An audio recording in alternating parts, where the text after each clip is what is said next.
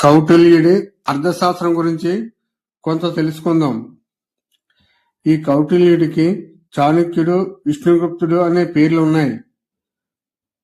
చంద్రగుప్త మౌర్యుడి ప్రధాని అయిన కౌటిల్యుడు ఈ అర్థశాస్త్రాన్ని రచించారు.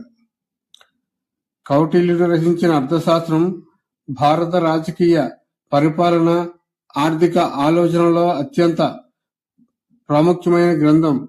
ఇది కేవలం రాజనీతి మాత్రమే కాకుండా రాజ్య పరిపాలనకు పూర్తి మార్గదర్శకత్వం. కౌటిల్యుడి అర్థశాస్త్రంలో ప్రజల సుఖ సంతోషం, ధర్మ పరిరక్షణ, సామ్రాజ్య స్థిరత్వం గురించి వివరించబడింది. అలాగే రాజు ఇంద్రియ నియంత్రణ కలవాడిగా, స్వయంక్రమశీలుడిగా, కఠినమైన న్యాయబద్ధుడిగా ఉండాలని పేర్కొంది.